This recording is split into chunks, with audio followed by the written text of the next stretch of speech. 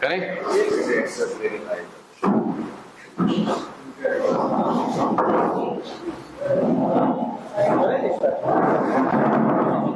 जब आप सारे तैयार हो तो बता देना।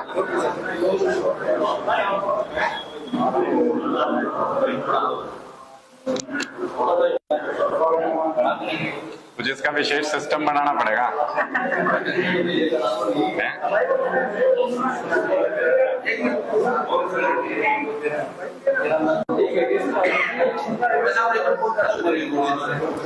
यार सारे शांति से, पीछे कोई बात मत करना, आपस में बैठ जाओ, जगह मिल जाए बैठ जाओ, नहीं तो अंदर रूम में बैठ जाओ, लेकिन बात नहीं करना आपस में।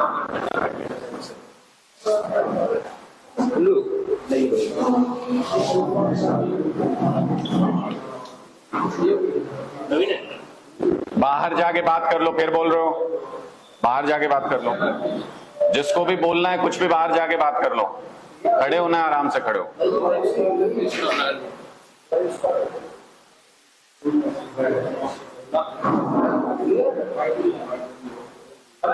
हाँ हाँ,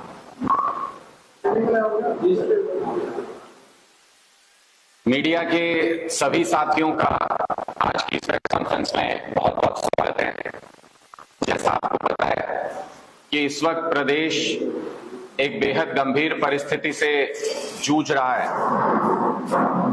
हरियाणा में कभी भी सांप्रदायिक सौहार्द का वातावरण नहीं बिगड़ा, आपसी भाईचारे से हम सदियों से रहते आए हैं। लेकिन जिस तरीके की घटना नूंह और मेवात के इलाके में हुई और उसके बाद कई और जिलों में हरियाणा के कुछ कुछ घटनाएं देखने को मिली, उससे ये साफ संदेह जाता है कि ये किसी प्रकार की राजनीतिक साजिश तो नहीं। और कल जिस तरीके से मुख्यमंत्री मनोहर लाल खट्टर जी का बयान आया, तो मुझे स्मरण हुआ कि मनोहर लाल खट्टर जी ने 26 अक्टूबर 2014 को और 27 अक्टूबर 2019 को जब मुख्यमंत्री के पद की शपथ ली थी, तो उन्होंने हरियाणा के लोगों की सुरक्षा सुनिश्चित करने का वायदा भी किया था।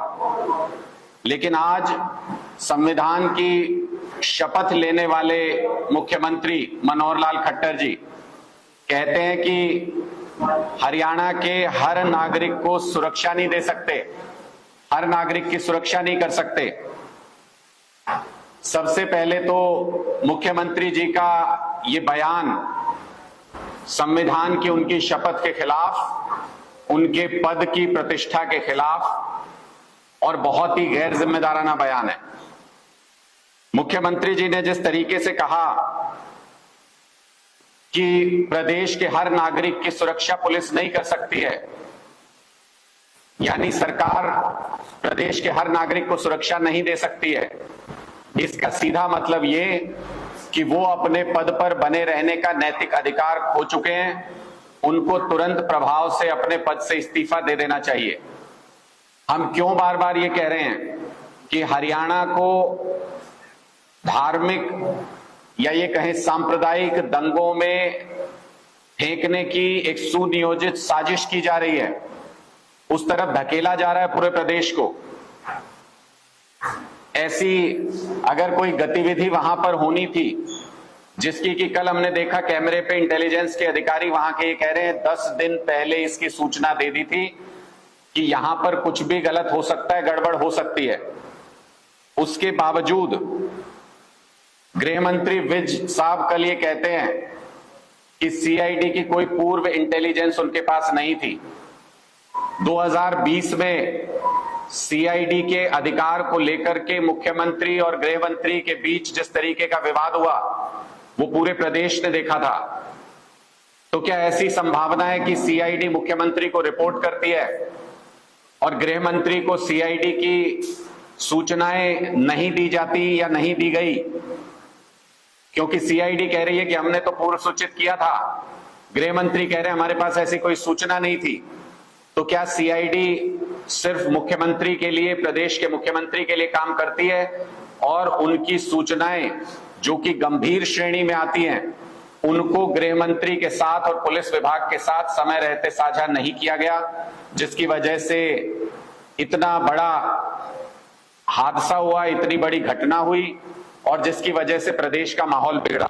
दूसरा, मुख्यमंत्री जी को सीआईडी रिपोर्ट करती है और यह सूचना गृह मंत्री के पास नहीं गई है, तो पहली बात। दूसरी बात कि उसी समय सैकड़ों नूंह जिले के पुलिसकर्मी उनको नूंह जिले से निकाल करके, जबकि ऐसी कोई संवेदनशील अगर परिस्थिति होती है तो बाकी जिलों की फोर्स को भी डिप्लॉय किया जाता है जहां पर ये यात्रा हो रही थी या जहां पर भी इस तरीके की घटना का अंदेशा था। लेकिन उसके बावजूद नूंह जिले के सैकड़ों पुलिसकर्मियों को वहां से निकाल के मुख्यमंत्री जी ने अपनी सुरक्षा में दूसरे जिले में बुला लिया। ऐसा क्यों किया गया? तीसरी बात जो संदेह की तरफ इशारा करती है कि ऐसी कोई संवेदनशील परिस्थिति होती है तो सीनियर अधिकारियों को छुट्टी दी नहीं जाती, और अगर छुट्टी पर हो तो उनकी छुट्टी तुरंत प्रभाव से कैंसिल कर दी जाती है। लेकिन नूंह के पुलिस अधीक्षक जिस दिन ये पूरा घटनाक्रम हुआ उस दिन छुट्टी पर थे। ऐसी संवेदनशील परिस्थिति में जब पहले से इंटेलिजेंस का इनपुट था, पुलिस अधीक्षक की छुट्टी सरकार ने क्यों मंजूर की?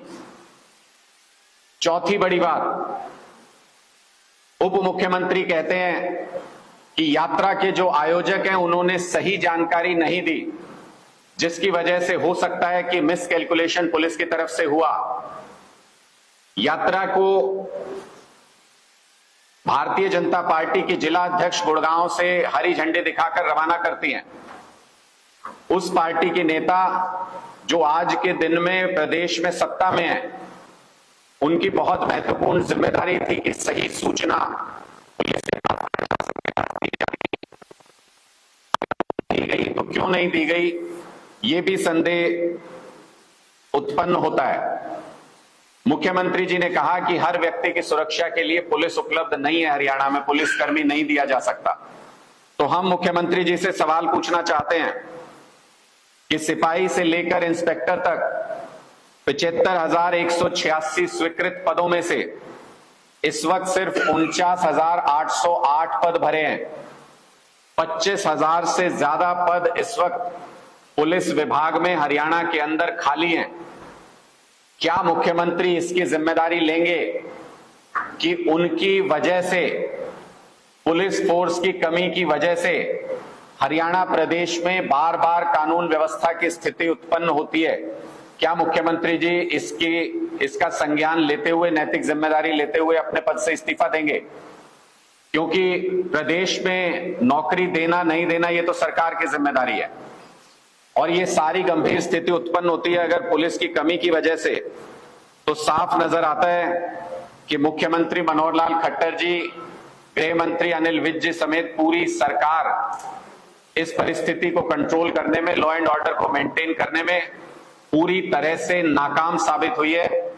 इसलिए तुरंत प्रभाव से मुख्यमंत्री और गृह मंत्री को अपने पद से इस्तीफा दे देना चाहिए, और जो सक्षम लोग सरकार चला सकते हैं उन्हें मौका दिया जाना चाहिए। ये स्पष्ट तौर पे इसको आप कहें कि एक सोची समझी रणनीति के तहत एक एक्सपेरिमेंट करने की कोशिश की गई है, तो ये गलत नहीं होगा। भारतीय जनता पार्टी की सरकार है, केंद्र में भारतीय जनता पार्टी की सरकार है, कोई कुछ नहीं बोला। मणिपुर के मुद्दे पर भी ऐसे ही हिंसा को होने दिया गया, किसी ने ध्यान नहीं दिया। इसी तरह से हरियाणा को भी सांप्रदायिक दंगों की आग में झोंकने की एक सुनियोजित साजिश रची गई, और सरकार सही वक्त पर मुंह मोड़ के खड़ी हो गई।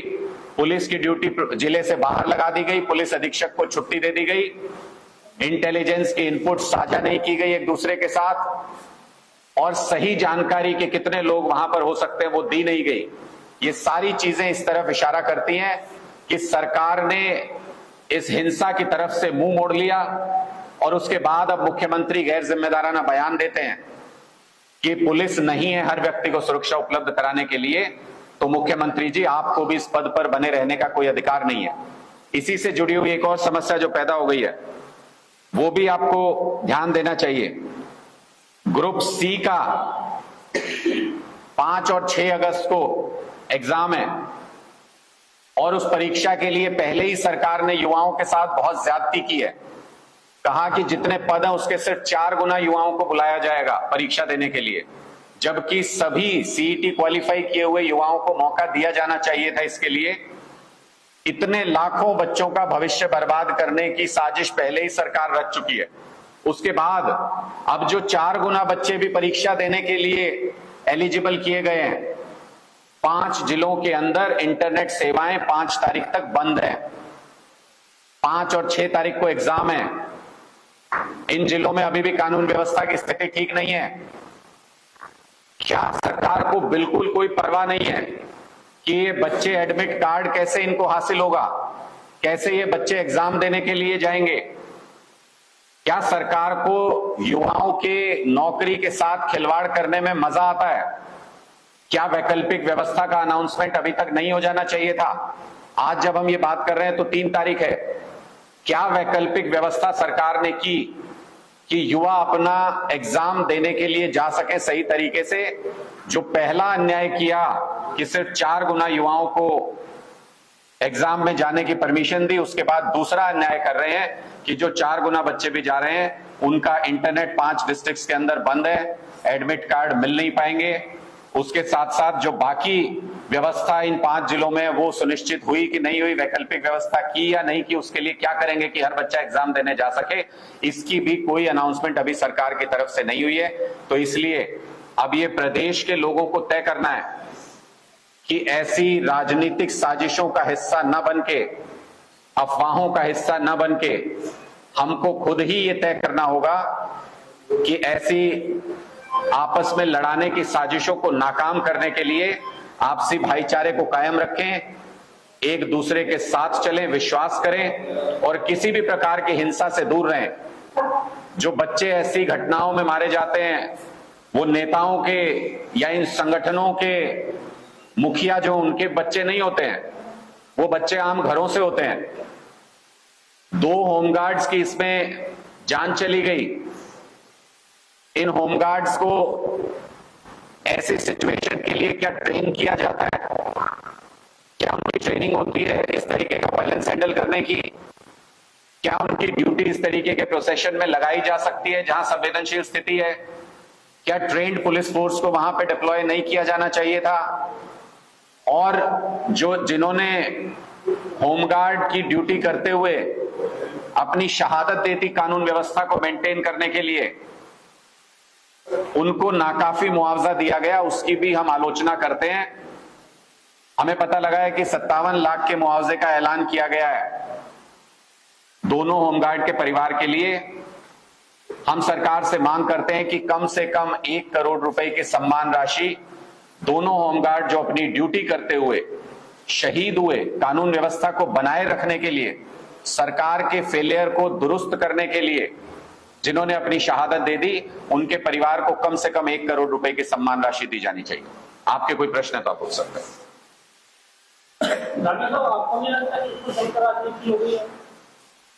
मुझे लगता है कि ऐसे मुद्दों को जनता को समझने की बहुत जरूरत है और इन पर एक व्यापक चर्चा होनी चाहिए। इन पर व्यापक चर्चा इसलिए होनी चाहिए कि ये महज इत्तेफाक नहीं हो सकता कि संवेदनशीलता का अंदाजा होने के बावजूद पुलिस अधीक्षक को जिले से छुट्टी दे दी जाती है उस दिन। ये महज इत्तेफाक नहीं हो सकता कि पूर्व सूचना होने के बावजूद, इनपुट होने के बावजूद बाकी जिलों की पुलिस फोर्स को वहां डिप्लॉय करने की बजाय वहां के भी सैकड़ों पुलिस कर्मचारियों को वीआईपी ड्यूटी के लिए जिले से बाहर बुला लिया जाता है। यह महज इत्तेफाक नहीं हो सकता कि पूर्व इनपुट होने के बावजूद आज गृह मंत्री कह रहे हैं कि उनके पास कोई सूचना नहीं थी। ये जो सीआईडी के कमान को लेकर के मुख्यमंत्री और गृह मंत्री के बीच में टकराव है जो 2020 से चला आ रहा है, उसका नतीजा पूरे प्रदेश को भुगतना पड़े, ये सही नहीं है। इसके लिए सरकार को अपनी जिम्मेदारी मानते हुए और उससे भी ज्यादा गैर जिम्मेदाराना जब मुख्यमंत्री ये कहते हैं कि मैं सुरक्षा प्रदान नहीं कर सकता, प्रदेश के हर व्यक्ति के लिए पुलिस नहीं लगा सकता, तो फिर उनको पद पर बने रहने का कोई भी नैतिक अधिकार नहीं है। इस मुद्दे को राजनीति से हट के देखना चाहिए और मुख्यमंत्री जी को तुरंत कुर्सी छोड़ करके किसी दूसरे व्यक्ति को स्थान देना चाहिए जो हरियाणा के लोगों को सुरक्षा प्रदान कर सके।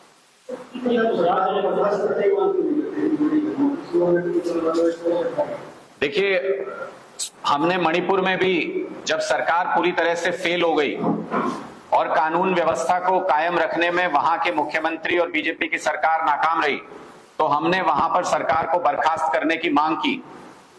जिस तरीके का काम करने का तरीका और जिस तरीके का बयान मुख्यमंत्री मनोहर लाल खट्टर जी का आया है, हमें यह लगता है कि वो इस पोस्ट के लिए इनकॉम्पिटेंट है। पहले कदम के तौर पे हमने मुख्यमंत्री से इस्तीफे की मांग की है। अगर अभी भी शांति व्यवस्था बहाल करने में सरकार नाकाम रहती है तो निश्चित तौर पर केंद्र सरकार को इसका संज्ञान लेना चाहिए और तुरंत प्रभाव से ऐसी सरकार को बर्खास्त करना चाहिए जो ना ऐसी संवेदनशील स्थिति को समय पे काबू कर पाती है और न समय के बाद शांति व्यवस्था को बहाल करने में, कानून व्यवस्था को बहाल करने में कामयाब होती है।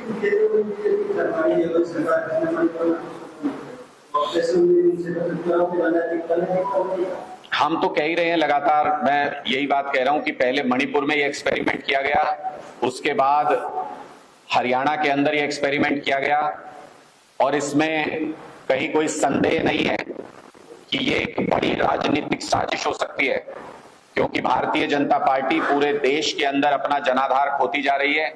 लोगों का विश्वास भारतीय जनता पार्टी के ऊपर से उठ चुका है और जिस तरीके से प्रदेश सरकारें कानून व्यवस्था की तरफ से मुंह मोड़ लेती हैं, हिंसा की स्थिति बनती है और केंद्र सरकार चुप्पी साध लेती है इन सब घटनाओं पर, तो हमें तो ऐसा ही प्रतीत होता है कि नीचे से ऊपर तक मिल करके एक राजनीतिक षड्यंत्र करके समाज के अंदर दरार पैदा करने की कोशिश की जा रही है ताकि अंग्रेजों के सिद्धांत फूट डालो राज करो की तरह भाजपा सरकार भी देश और प्रदेश पर राज करती रह सके।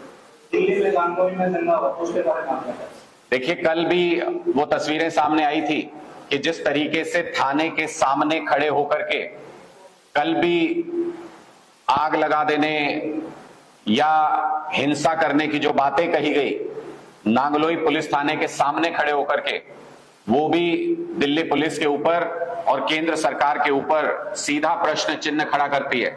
ये जितनी भी जगह जहां पर भी इस तरीके की घटनाएं हो रही हैं, उनमें एक ही चीज कॉमन है कि वहां पर कानून व्यवस्था की जिम्मेदारी भारतीय जनता पार्टी की सरकार की है और पुलिस भारतीय जनता पार्टी के मातहत आती है। वहां पर जहां पर भी ऐसी स्थिति है, वहीं पर समाज के अंदर दरार डालने की कोशिश, सांप्रदायिक हिंसा करने की कोशिश, जातीय हिंसा पनपाने की कोशिश हो रही है। इसलिए हम बार बार ये कह रहे हैं कि ये एक्सपेरिमेंट किए जा रहे हैं और 2024 के लिए एक सुनियोजित राजनीतिक साजिश की जा रही है, जिसके प्रति देश के लोगों को सावधान होना होगा, सजग होना होगा और खुद ही लोगों को आपस में विश्वास कायम करके इस तरीके की